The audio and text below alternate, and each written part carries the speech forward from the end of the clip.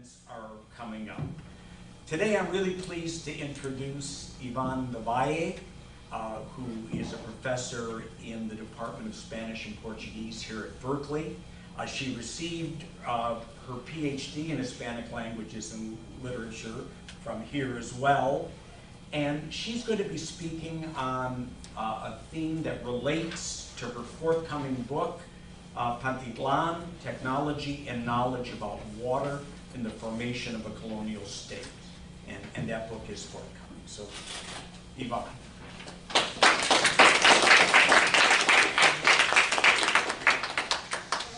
afternoon. Thanks everybody for being here. And thanks especially to College Shining and Terry for organizing this and for inviting me to share my work with you. That is one thing. And the book is not forthcoming. I'm still working slowly on it. It will be forthcoming at one point, but not just now. In the larger sense. But before I start to read what I prepared for today, I'd like to say a few words to frame it. I'm working on the drainage of the lakes in Mexico City, which is a process that began in the 17th century, and that one might say that it's still ongoing until now. And what I want to do with that is I want to see how two very different approaches to dealing with water ensued in this region over time. And by this I am referring to something that was said by one of the first anthropologists who worked on this topic in the 1970s. And he said that whereas the indigenous populations had to strive for a system of water management, managing the water of the lakes and the rivers surrounding the area, the Spaniards from very early on had done the opposite, to strive for expulsing, a model of expulsion. So, and even though this is an oversimplification, because within each system there were times in which it seemed like things could go otherwise, and there's tensions within each system, it is still, I think, a very accurate model. So I'm using that to see how these two models came about, how they happened to even exist, and I'm looking at several things that might help us explain it. One of them is religion. That is to say, what is in the polytheistic religion of the Nahuas and what's then in Christianity that makes a certain treatment of the environment logical or even necessary. I'm also looking at economy, which might not be as evident, or it's not as evident for me, or it was not. No, but because we all know that every religion, in a way, entails a certain relationship between human beings and the environment, but not so much with the economy. But I'm looking at what a tributary imperial system, that was what the Mexicas had, how that engaged water, and how that changed later on with the beginning of mercantilism or capitalism, if we want, with the arrival of the Spaniards.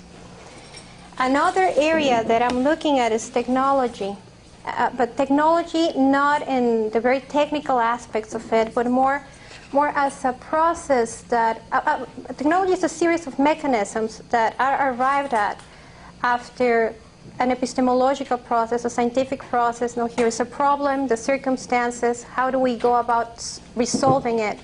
So that's one area. And the other area of technology, it is that because it has the capacity to change or shape the environment so dramatically. It is always, for me at the same time, when this happens, and with the drainage project, this is what happened. It is always a way of also intervening in certain populations. So I'm looking at technology also in its relationship to politics.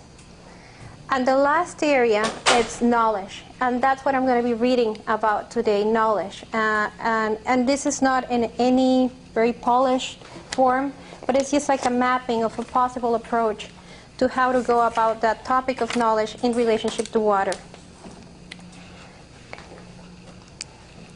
Okay. So in this paper, I want to consider one effect of colonialism, the putting into contact and later distribution and administration of forms of knowledge of diverse genealogy and morphology. In the case of the conquest of Mexico Tenochtitlan, indigenous knowledge on the one hand, and Spanish, or from then on, Western knowledge on the other. I am specifically interested in knowledge related to the management of the water that surrounded the island of Tenochtitlan and its transformation and spaces of enunciation and practice, along with the persistence of certain paradigms to address water problems.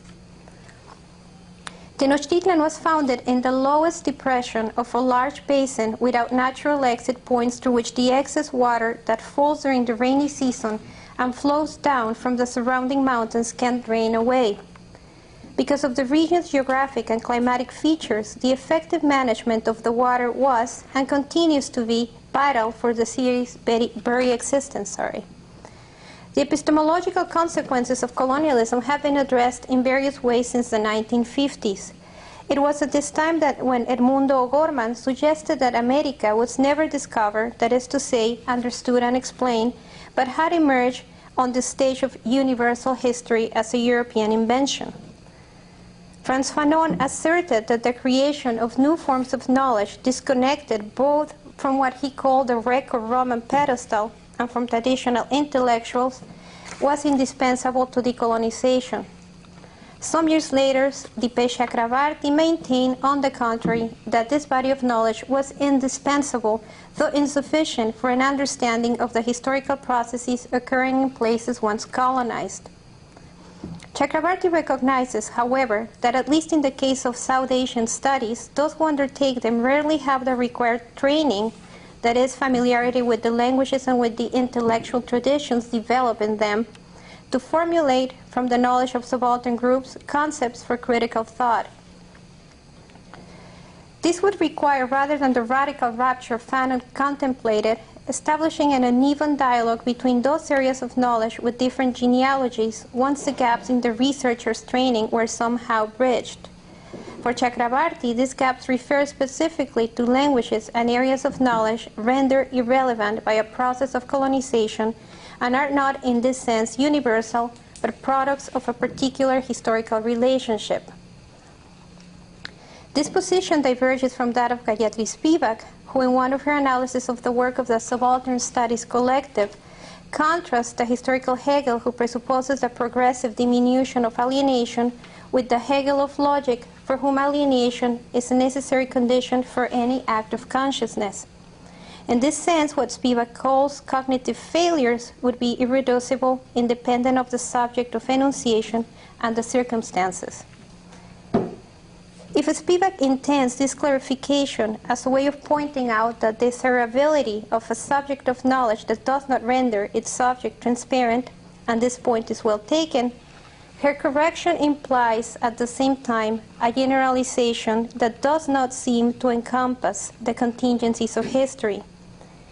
Taking into account these distinct perspectives regarding knowledge in a colonial setting, I will discuss the situation of Indian knowledge on water and the way in which it could be and can be articulated in different projects.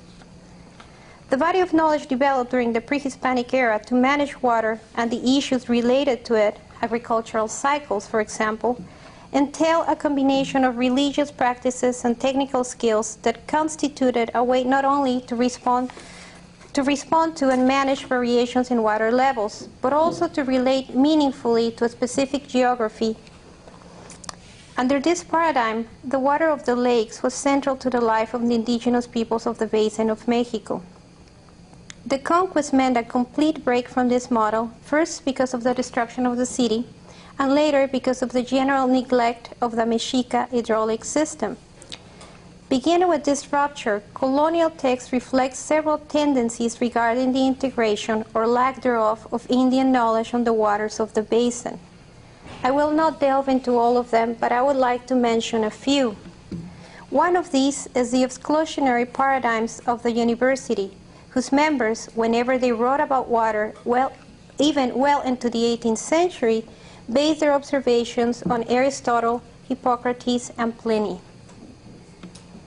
In addition to the Spaniards' general distrust of the lakes, after all, they had been a decisive factor in their initial defeat by the Mexicas in 1520, they held a negative view of stagnant waters. For Hippocrates in particular, the water of lakes and lagoons, like those that surrounded Mexico City, occupied the lowest point on the hierarchical scale of waters.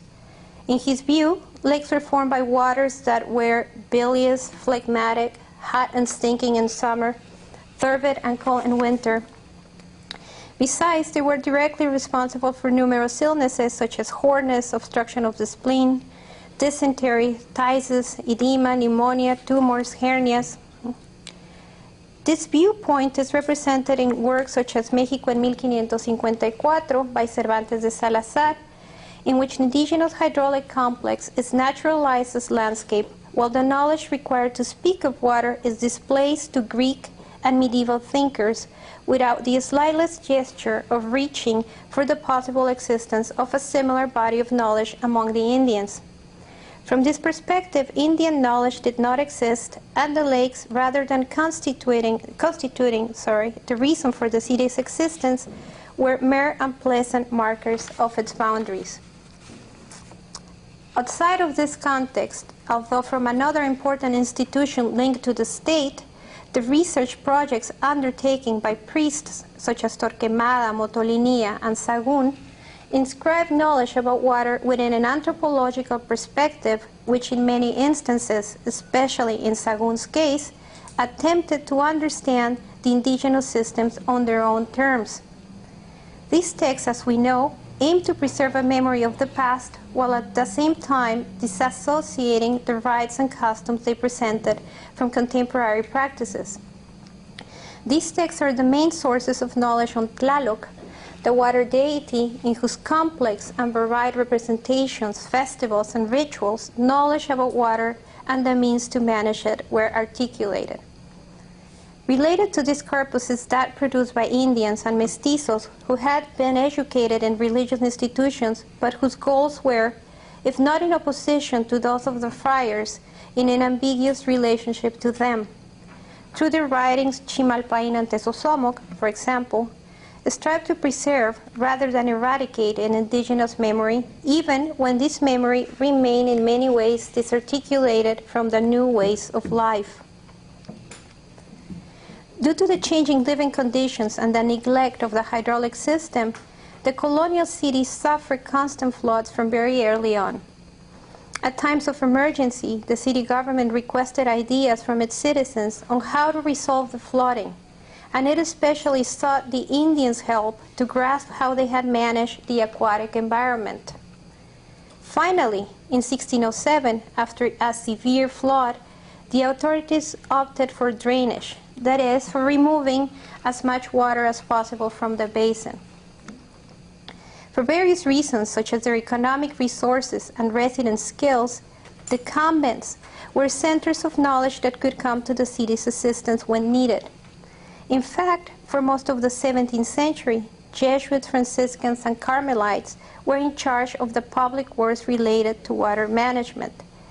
Even though they were also the groups most intimately in contact with Indian knowledge, except for on rare occasions, and I will talk about one of them in a bit, the priests and friars in the roles as technicians and engineers in charge of the hydraulic works did not refer to the existence of an Indian base of knowledge on the water. In fact, they committed themselves to the drainage plan, a system contrary to the pre-Hispanic one, which their convents jealously preserved in chronicles and ethnographic accounts.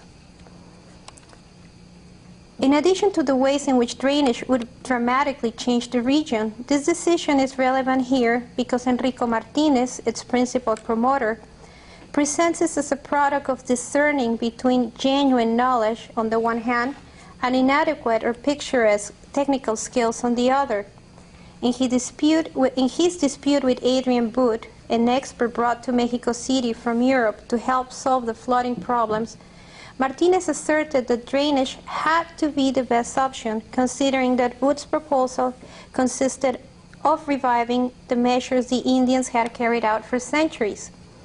Thus, implicit in the drainage plan is the notion that in order to have any chance of achieving real results, the knowledge employed must be something other than indigenous technique.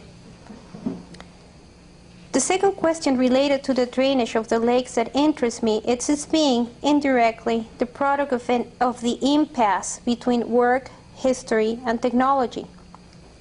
If the Indians constituted the vast labor force needed for the drainage project's massive construction work, and if, as it appears, they actively participated in the missionaries' project of historical compilation, there is, by contrast, a gap between the colonial authorities' request for help in times of crisis and the knowledge produced by the Indians in response. Due to this absence and to the repeated flooding, a new body of knowledge emerged in the form of historical technological archives put together by the city's government in 1637 and 1748. And this continues after the independence with another compilation during the Porfiriato and another one in the 1970s. So in these archives, which attempted to respond to the question of how such an environment could be managed. In them, an interesting phenomena takes place. If flooding allowed for an erasure of the violence of the conquest, because the documents simply referred to the city in its antiquity as if it had been one and the same from pre-Hispanic times to the present, the archives reinscribed this break in the form of an absence. The Indians' technical knowledge for responding to the contingencies of the environment is supplanted in the archives created ad hoc to serve as a memory of the problems, of the proposals designed to resolve them, the discarded plans, the results, cost, etc. But there, the requested Indian techniques take the form of an almost mythological evocation, Pantitlan. The name metaphor of a technical religious knowledge transformed into pure magic, the final solution which practically without the Indians' intercession would bring an end to the flooding. In the historical record created by friars and indigenous chroniclers, Pantitlan, a natural drain or sinkhole in the middle of Lake Texcoco, is one of the sacred places where during the first and 6 months of the Mexica ritual calendar, human sacrifices to the water deities took place. To Pantitlan were brought offerings of jewels and precious stones, as well as children, and the hearts of victims representing Tlaloc. Tezosomoc, one of these chroniclers, mentions how the sucking power of this drain was such that more than once, when it was considered detrimental to the maintenance of the water equilibrium in the lake region, when fearing a drought, for example, the Mexica lords had determined to stake it off. Nevertheless, by the beginning of the 17th century, there seems to be no trace left of Pantitlan. In its place, there appears in the technical archives produced in 1637 and 1748, the rumor of its existence and the urgency to find it as a solution to the inundations and a way to avert the huge investments of money and labor in the construction of a drainage system. This rumor is linked to Francisco Calderón, a Jesuit whose determination to find Pantitlan convinces the Viceroy to fund search parties charged with locating it. I do not know what happened to the efforts organized by Calderón, but if the irony expressed at the end of the 17th century by Carlos de Sigüenza y Góngora, one of the leading intellectual figures of New Spain, is an indication of their luck, we might conclude it was all in vain. Writing in 1692, after another rainy season that had threatened yet more flooding, Sigüenza y Góngora pokes fun at the people who were still thinking about Pantitlan. One of the search expeditions, he says, had returned after having found not a drain but a fountain, a fact that would be a laughable matter were it not, he adds, that affairs of the utmost seriousness depended on it, which gave the incident a tragic turn. I would like to conclude this brief recollection of how Pantitlan appears in drainage-related planning documents with what was said in 1748 by a member of the city government. In case Pantitlan did exist, he pointed out, it would be in, and this is a quote, it would be in name only because the slime of more than 2 centuries would have clogged the drain and it would not be possible to find it nor to make it function. End of the quote.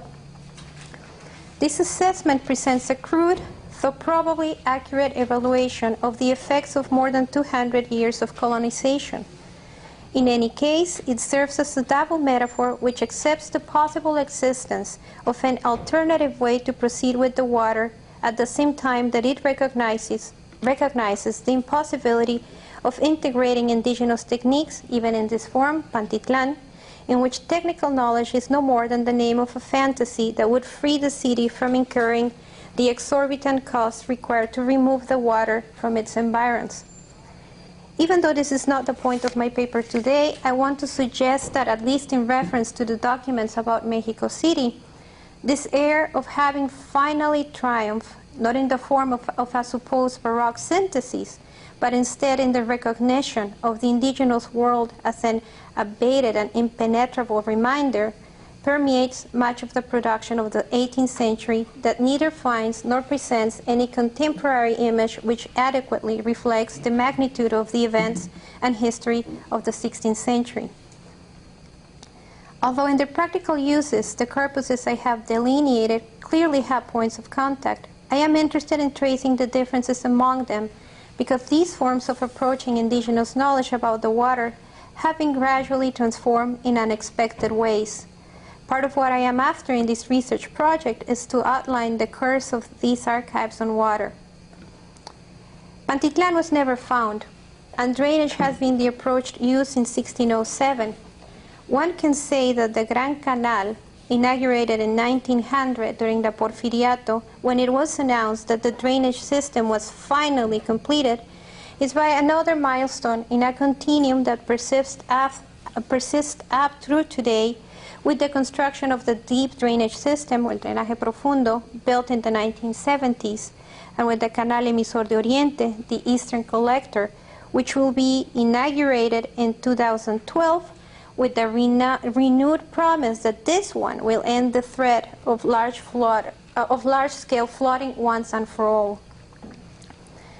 These projects can be seen as a series of attempts to domesticate something that resists being tamed, and thus also as an invitation to contemplate, beyond the irony it entails, what has become, since the colonial era, the necessary periodic expansion of the gigantic monster below the city's subsoil, without which the city would not be viable, but because of which the problems and threats multiply, such as the possible rupture of one of these enormous subterranean pipes, the sinking of the city, and the vulnerability of soils depleted of water to seismic activity. I don't think it is a coincidence that historical and ethnographic studies on indigenous water knowledge have been revived precisely during the construction of new drainage works, especially since the 1970s. In a dramatic reversal, in recent years, the work of the university has been to safeguard practices and know-how about to be dismantled by the modern technology of the state. Owing to this effort, Indian knowledge on water is currently being revitalized in at least two spaces. The first, as I already said, is the work undertaken by anthropologists and historians interested in preserving forms of knowledge apparently in danger of being lost. There is also the series of projects by architects, urban planners, and scientists, and they are all also related to the university, or one of the universities in Mexico City. So their work, in one way or another, and making reference to the religious and indigenous archive of the 16th century, propose a return to the city of lakes, in other words, to overturn the drainage paradigm, either by reflooding the desolate region of the ex-Lake Texcoco, or by liberating rivers that have been channeled into the drainage system. Nevertheless, one must ask, in what way can the university articulate, and not simply archive, the knowledge of those who practice the now minor knowledge, who in villages and towns at the foot of the volcanoes in central Mexico continue interpolating on another scale and with objectives distinct from those of the pre-Hispanic sorcerers, the gods of water. Another question is whether this preserving is even possible in the face of a technological system that is in opposition to it. To conclude, let me return to the recognition in the 18th century of the accumulation of slime over Pantitlan that had undermined a practice to the point it had become distorted beyond recognition after having been subjugated for many years. Certainly, as I have said earlier, much has changed. What remains is the problem of what can be done now with knowledge produced to manage the water of an area that at the moment of conquest had at most 2 million inhabitants, and which now, and to a great degree thanks to the expulsion of the water achieved at the beginning of the 20th century, has nearly 22 millions. In what sense can this knowledge not be condemned by a simple question of magnitude and all that implies to being but an interesting piece of information in the accumulation of historical knowledge, or a quaint reminder of a time that is evoked for tourists in Xochimilco, but no longer a coherent or organic possibility? And yet it seems to me that its existence must continue to be proposed as a counterpoint to a developmentalist technology that appears to lack the capacity of self-reflection regarding its implications. If Fanon's radical proposal of a fresh new start does not seem viable, the idea that this counterpoint should be found in a specific space and time might seem stubborn or absurd, or both, especially from a point of view that seeks options more attuned to our time's dynamics.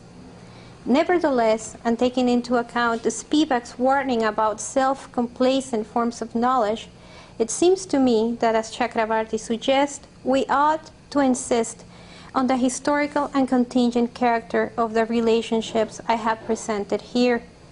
This exercise is indispensable for various reasons, and I will conclude with one of them. The need to return to a moment when a decision was possible, when it would have been feasible to choose A, B, or C, in order to be able to understand what was at stake in the philosophical or ideological posture that underlay each one of these options. Thank you. Yeah.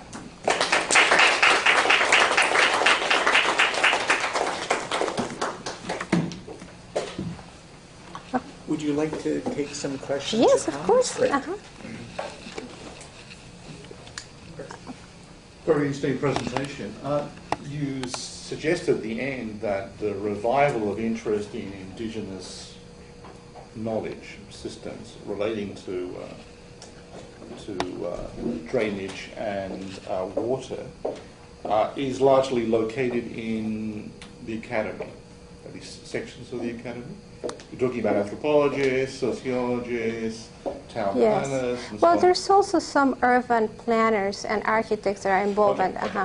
But these are essentially a sort of technocratic academic elite. So my question has to do with what do we know, if anything, about the intervention in recent years of indigenous communities themselves? So there still are some on the outskirts of Mexico City. Yeah.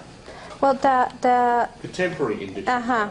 Well, we know in Xochimilco there's still a few people who keep practicing the same type of agriculture system that was practiced since pre-Hispanic times, more or less. But other than that, I mean, I know that also on the volcanoes there's still what they call graniceros, no? The people who read the water, no? They read the rain, and they try to manage climatic factors related to rain. But that is, in a way, what I'm also trying to say by pointing out that there's been different moments in which they're trying to get rid of certain practices, but they're always there, no matter what. Know that what the friars were doing in the 16th century, trying to end with these practices, and what the anthropologists are doing in the 1970s, trying to go running to these indigenous communities, which are about to, where life is about to change because of the drainage project, a new drainage project, and yet there's always a reminder. No? So you're suggesting there are hidden transcripts, to use another kind of terminology here. Alternative, subaltern. Yes, there are, but always being threatened. No, and always, and now how much water is left, and the water that is left in the region it's not clean. You know, apparently there were 45 rivers around the area in Mexico, and none of only one, I think, it's what they call a live river. They all have been channelized. Okay. I think it's connected to the previous comment or question, and to what extent, I would like to hear in your presentation an expression of self-awareness in terms of to what extent do you see what you're talking about, what you're expressing, as simply a discussion within the context of academia, within the context of planning, within the context, and that would be, I guess, a comment on, or a self-reflective comment on the role of rationality and rational approaches to all these things that are happening. To what extent are they? Do you feel that there is an impact of this rational discussion about it when much of what's happening actually in place is driven by all kinds of other forces? I mean, you point them out. You point out simply the sheer amount of people, the sheer amount of heavy metals being put into the water, everything that's happening there. And I would like to hear, maybe if you would want to comment about what is the current discussion in Mexico City about the sources of water from the base of the volcanoes. There is a lake that is being, there's a big political fight trying to make that into a living source of water for the people in Chalco, that area. And I just don't know if you have any comment about it from your perspective. No, I mean, so you're asking me two things, Yeah. right? One is the self-awareness that I'm still within a very rational academic that might not be related to, let me see if I understood your question. Yes, I know that the criticism that has ensued against the drainage project that has been going on since the 1970s, very strong from several members, and mostly all of them from the university setting, that what they say, according to the engineers in charge of the drainage system, makes no sense. No, it's purely, for example, there's this project in which a series of architects are asking for the reflooding of the area of Lake Texcoco, that it's empty and nothing can be done there. But if you talk to an engineer, he would say you cannot leave things to nature. No, and that's what one of them told me, that it's impossible to do something like that because now Lake Texcoco, it's at this level, and Mexico City, it's at this level. So that would mean having a flooding problem, a flooding threat right there, and it makes no sense from their perspective. But at the same time, I think, for example, in the 19th century, it's very interesting to see this group of scientific men, all of them going to the lakes, and some of them saying, these are lakes, and some of them saying, no, these are swamps. No, and they're all scientists. They all have more or less the same training. But even something that seems so clear and obvious, it's a matter of disagreement. It's a matter of interpretation.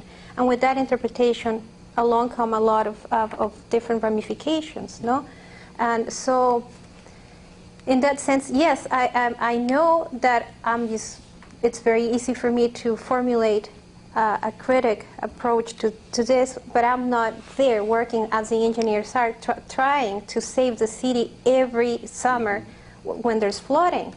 But that's also, I guess, part of and I was pointing it out, I try to point that out, the irony that now this monstrous work, it's necessary. Without this, the city would not be possible. No, it would not be possible. Because one engineer told me that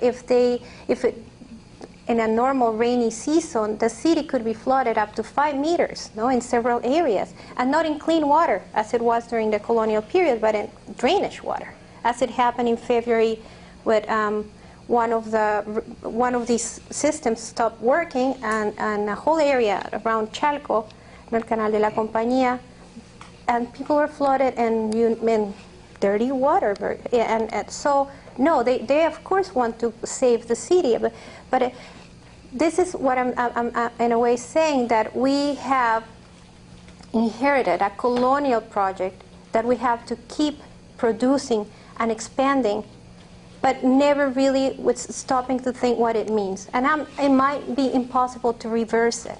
It might be impossible, but I think that the exercise of thinking what other options were possible and why. It's a worthwhile exercise. Mm-hmm. And your second question about Chalco, I was not aware of that. Yeah, I'm not. No, I'm not.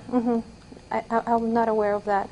I know that there's this urbanist, Jorge Legorreta, who's arguing for. He wants to reopen all the rivers that have been channelized and set them free. But again, the engineers in charge of this, they say there's no money that would pay for that. Where do we go for that? It's impossible. So, very conflicting perspectives on the same issue. I imagine the flow of water and the flow of cars are in direct conflict with each other. It would be interesting. Yes. Thank you for your talk. I think that it's not so frequent to see works using post-colonial theory looking at the Spanish empire, so I'm glad that you're working on this. So my question is, I see that you are using post-colonial theory, but you haven't used science studies, post-colonial science studies, and I think that some of the work done by Helen Duran and other people, that they use this new idea of knowledge as assemblage, which is a French word, is more thicker and use more the idea that knowledge is contextual and it's not only about theories or techniques, but more about practices and other things. So that can be interesting for your own work. So my question for you is how you see, because what I'm seeing that you are doing is something that interests me as well, is putting into conversation knowledge that they are not considered like modern knowledge with the modernity. So you are doing this, bridging this gap between non-modern and modern. So my question is for you, how do you see your own position in doing that? How do you think that being academic, you can help to put this in conversation that probably entails putting into practice our theoretical work? I don't know if I would say, I think I mentioned the word modern, but at the same time, within, as I said, within each paradigm, there are moments of tension, like each paradigm has its own criticism. When Enrico Martinez, who was one of the main proponents, says this is what we have to do, which is completely opposite to what the indigenous people were doing, Adrian Booth, who was another European, says no. They bring Adrian Booth to look at the practices, to look at the drainage, and he says, I don't understand this work, I don't know what this is all about, I don't know why you're doing this. What you should be doing is working again on the dikes, the canals, the indigenous system. So is he being not modern? I don't know. No, so I don't know if it's about modern or not modern, because at the same time as Barry Carr asked me about what are indigenous people doing nowadays, they're still doing some things, and are those practices not modern? I mean, they're just different. But I think that I would be happy to hear, to talk to you afterwards so that you can recommend some of the works that you're talking about. Yes, but I'm thinking about knowledge and the production of knowledge.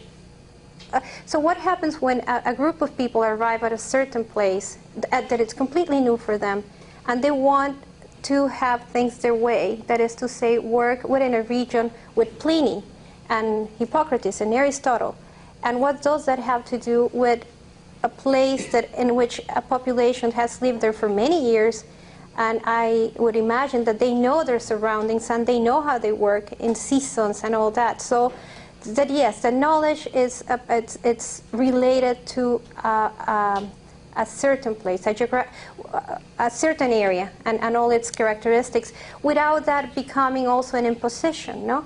Because it would be really constraining to think that knowledge, that nature makes us go into just one particular form of knowledge and there's no other way. That could be also very fundamentalist, no? In a way. Mm-hmm. But that is what it is, scientific knowledge. Uh-huh. The idea of modernity in terms of scientific knowledge is like you are saying. isn't universalistic. Exactly, and I think that in some areas, like in this case, it could not be universalistic because there are no regions in Spain that resemble the lake region in Mexico. So they did not know how to deal with that area, and they were not interested in getting to know it. It seems to me they were more interested in making it into what they wanted. Mm-hmm. Yes, just a couple of comments here. I'm not completely convinced by this contrast between pre-Hispanic and post-conquest period, because in some ways, even though they'd not been there very long, the people of the valley, Mexica and their neighbors, did develop engineering skills, the dike, Mesa-Rifle, and the canal from Chapultepec, the aqueduct. Mm-hmm. There were several water management efforts made there. Now, I'm sure there were floods that they couldn't handle, and floods that probably caused severe damage to Tenochtitlan and other low-lying cities. And in that respect, Martinez had the only solution. I mean, the Tajo de Nochistongo was the only way to go, and it's not a surprise that this is the method that's still being used today by modern-day engineers. It's just that the Mexica didn't have the technology and workforce to be able to carry out those major, large-scale engineering projects. Roger, would you say what the Tajo de Nochistongo is? That's the cut on the northern side of the basin that Martinez. Yeah, that's the proposed first and drainage started. system. So it's basically getting the water out. Yes, getting the water out to Hidalgo to the north, and it's still functioning. Yeah, no, obviously, I am not saying that the Mexica survived there and they didn't change the environment. No, they were managing it, which implies changing it dramatically. Like, for example, the fact that they divided Lake Texcoco at one point, and that created, because Lake Texcoco it's salty water, but because they divided it, in fact, to avoid flooding, that created areas of fresh water closer to the city, and they created another huge dike surrounding the city on the eastern side. So yes, they were managing, they were dealing with the problems of flooding.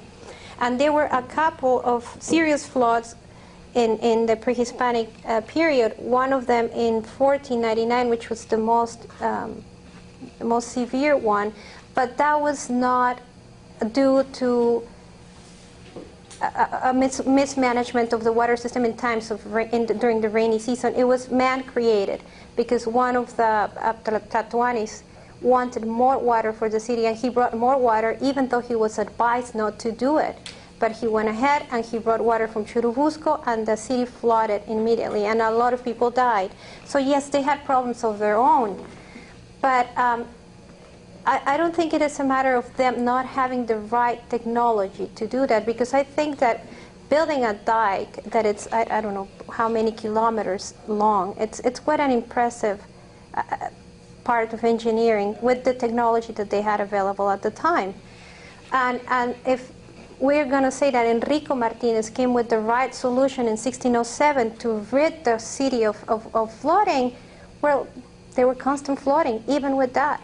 In 1629 was the worst flooding, in which the city was underwater for 5 years. Well, it took 300 years for them to really finish it off with the English. There's still constant flooding during the rainy seasons in parts of Mexico, especially in the eastern and southern part. Every rainy season, the city floods. So I don't know.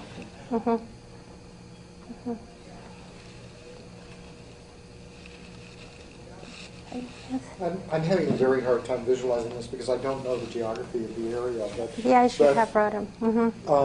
The drain that you speak of, this was a natural drain? I mean, it sounds like it would be a drain in a sink, stabilizing the level of the lake. Yeah, as I said, I don't know. I'm not really good with the real technical details, but the area of Mexico, the basin, it's surrounded by mountains. No, here is the Sierra Nevada, and here's el Ajusco, and here it is the Sierra de las Cruces. So it's surrounded by mountains, and Mexico City was built, or Tenochtitlan, at the lowest part of the basin, and it was surrounded by 5 lakes, 2 of them here, and the Texcoco, and then so este es Supango, San Cristóbal, Texcoco, Xochimilco, and Chalco. And all of them were at a higher altitude than the city itself, so it is a very unlikely place to build a city, but still they did. So what the first at the Tajo de Nochistongo that he talked about was getting the water out of here and also diverting the water of one of the most important rivers, Cuautitlan, so they took the water out. And with that, they thought that they were going to diminish the amount of water coming down to this area. And the rest of the drainage systems have done different things. They come through here, and there's like that. And all of them, they have to go to the north because that's the only area which is not so heavily surrounded by mountains. But this drain that the pre-colonial people relied upon, this stabilized the lake around the city. Oh, yeah, they did not drain the water. They never drained the water in pre-Hispanic times. No, what they built was dikes and canals. So they had a very complex system. I mean, the city was half in water, half in land. And they had a complex system to with gates, canals, and dikes to, in a way, to decide how much water was going to go inside the city and how much water needed to go outside of the city, And some of the dikes that they built were quite high. But they were dismantled after the conquest because since if it's not the rainy season, it doesn't seem like there's any threat. It's only when it starts to rain and the rain, it's very heavy. But they started dismantling to build a colonial city. So they dismantled the huge dike, the 2 dikes that were surrounding the city. There's your question about Pantitlan, though, the mythical... Yes. Oh, I'm sorry. I think that was the question. It was about... Pantitlan. The drain. I don't think it was used as a drain. It was used as a sacred place. What they said that they put there, it's not, they did not use, I haven't found any indication that it was used as a way to let water go. The opposite. It was used, the only things that I found is that they were closing it in order for the water not to go. But it was more like a sacred space. It was before the rainy season and after the rainy season, there were all these rituals, and that was one of the main places in which they would go. But no, I haven't. So, in the way that in which all religion or all their technology was religious, yes, it was part of their technological apparatus. But I don't see it being used for water itself. It was used as a part of for sacrifices. Mm-hmm. Yeah.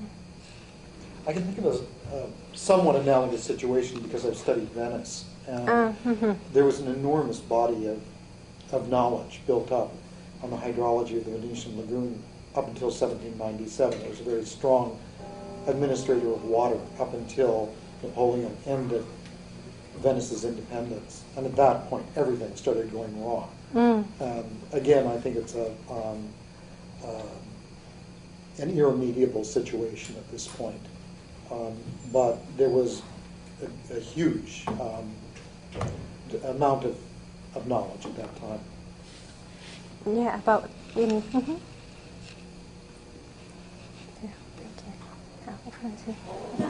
Are you finding in your research that there are a number of scientists in the colonial period who are in dialogue, who are readers of Nahuatl, who are in dialogue about the misuses of the technology?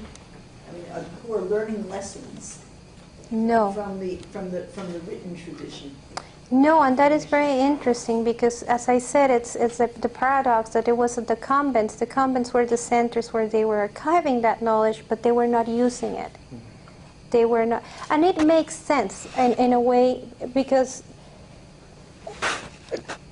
it would mean to have the whole the whole indigenous system working again, it would mean sacrifice. No, I mean, how do we separate the only technical practices from the religious practices? So if the friars were in charge of dismantling that in order to bring Christianity, they were not about to revive those technological practices that implies always a religious component. So that makes perfect sense. On the other hand, right, the indigenous knowledge would have led toward certain very practical ways of resolving hydraulic issues. No, I don't see any conversations with them. No, and the only way that I found is like this Jesuit Francisco Calderon, the one that I mentioned, who he says that he's heard about Pantitlan from indigenous people, but in that form. That is to say that what Pantitlan had become, like in a way, the oblivion or the forgetting of the technical skills, and just becoming this fetishistic thing, no? That it's there and it's going to help them, but not a series of technical things. No, I haven't found any conversations with indigenous peoples. In 1555, with the first major flood, there's a map, an indigenous map that was produced. And it's very interesting because indigenous people in their maps, they did not tend to picture the whole region. And this is a map of the whole region, the whole lake region, which means to me that it was probably requested by somebody else and it was not of their own initiative to do something like this. But there's nothing in the record that says what type of explanation came with that map or what the indigenous people said. Mm-hmm. Steady. And I have a question, maybe two questions. Given the what seem like sort of obvious problems with the low elevation of the city vis-a-vis these bodies of water, did the Mexica know this when they chose this city? I mean, what was it a cost-benefit analysis that the benefits of living near these bodies of water outweighed problems that they would cause? Do we know this? Is there any record of that? And kind of related question, how did they learn their engineering skills? Is there a genealogy of knowledge that we can trace? Did they bring them with them? Did they rely on local, already established populations, or was it trial and error? They figured it out as they went along. Yeah, no, I don't know if they knew that it would cause a lot of problems, but apparently the city was built there because of a sacred imposition, no? They had to be there because the place where they were coming from was Aztlán, was another island, a place surrounded by water also. So that religious imposition, no? And they, in their peregrination, no. Yeah, their peregrination, their pilgrimage, they're walking from when they left Aztlán, they're supposedly going to places and they're trying to establish themselves in one place or another place. And with Tzilopochtli, their god says, no, this is not the place for you, this is not the place for you. So when they finally arrive here in a place which it replicates their place of origin, then it's find a place to settle. So one might think that it is like a sacred duty to be there, regardless of the consequences of how irrational it might seem to build a city there, no? And that may be, I mean, we don't know if the idea of Aztlán, it's previous to Tenochtitlan or after the fact, no? It might be that they had to create that myth because they ended up in a place like that. We don't know. And they were not the ones the first ones to have all this knowledge about water. It was, I think, especially the people of Chalco and Xochimilco who were the ones who, to me, seem, in the historical record, they seem like the ones who were really good with managing the water because they had been there for longer.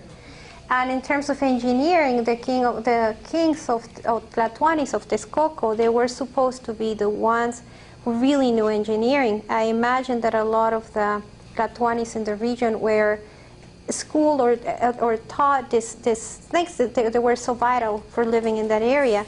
But in the case of the Mexicas, they seem to be oblivious to that knowledge, and that's what I say again, that in each system there are moments in which the country seems to happen also, because the Mexicans had to rely a lot on the people in the surrounding areas to help them with water management as well, because they were a very militaristic society, and they did not seem to have all of the technology so well developed as the surrounding regions. Mm-hmm. I'm not sure if this is related to this, but having lived on and off in Mexico for quite a long time, I mean, I'm just very aware of the fact that in recent times there's been a bit of discussion. I'm not sure whether it's fantasy or what, but there's been discussion about the reopening of the Canal de la Viga, which of course was the last surviving really remnant of pre-contact Mexico, which was only built over, I think, in Mexico. I think in the 1930s, late 20s, early 1930s, as a solution to Mexico's transport problems. So this is Canal de la Viga. Right, the Canal de la Viga. It might be worth. It's a curious episode in contemporary Mexico, which does, I think, would be worth exploring simply because it involves a resolution to a very contemporary issue of bottling up of traffic and so on, and real problems in the supply of adequate supply of vegetables and so on to Mexico City. And it involves though a revisiting of a pre-Columbian survival that survived until the 1920s. Mm-hmm. The city changed dramatically after the 1920s. But up until then, if you see pictures or paintings of the city, there were so many open rivers still. Yeah. But it was during the Porfiriato, that all of that changed dramatically, and ever since it's been the The Canal de la Viga survived, I think, until the 30s. Yes, I think even maybe later. Yeah, I looked into it. Thank you. Hi, I was just wondering, I don't know if you covered this before I got here, but where is the water going to be diverted to, and are there populations living there, and what is the area like? All of the dirty water from Mexico City ends up in Hidalgo, and it's used for agriculture. It is, that's all. But not for hortalizas, at least. That's what they say. But now they're in 2012 with the new drainage, their system, they're going to build also a treatment, a plant for water treatment, that it's supposed to be treating all this water.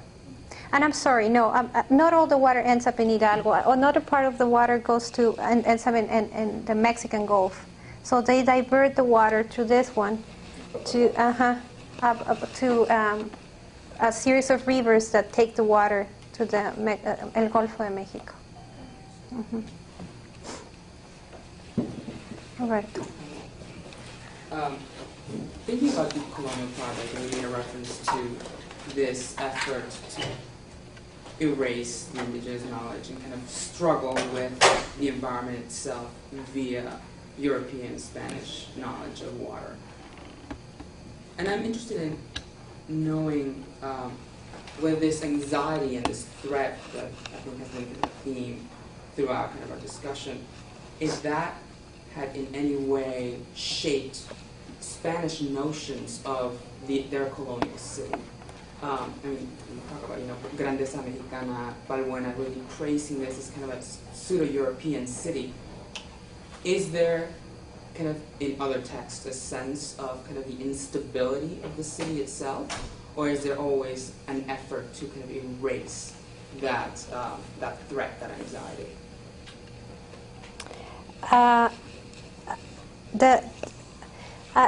Let's see. Yeah, I think that the water is always there. That to me was what is really surprising.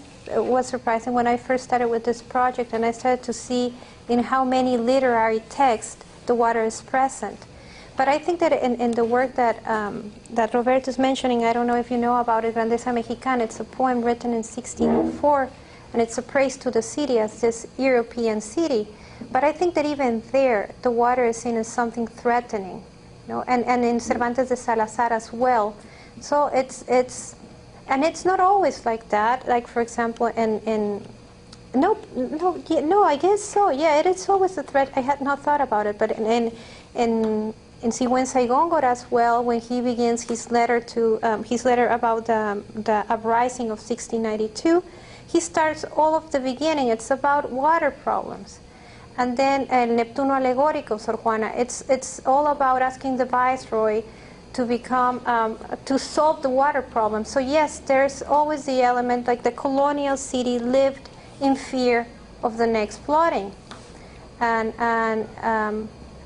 it might be that in some cases it's more ambiguous than that, like in Grandeza Mexicana, which the water is threatening, and at the same time, it's part of what makes the city so great, part of its greatness. But it's always, there's always that element of threat, and it has to do, I think, with to begin with the way in which they perceive water that was stagnant, that it's not healthy water, because there's also a big another big area that is the discourse on hygiene and medical discourse, that those waters are not good for health issues. They're not good. So it's I guess that it's always, even if in an ambiguous form, there's always that element of something threatening there. Mm-hmm. Yvonne, I think unfortunately we're not out of time for the formal discussion, so we'd like to thank you. No, thank you.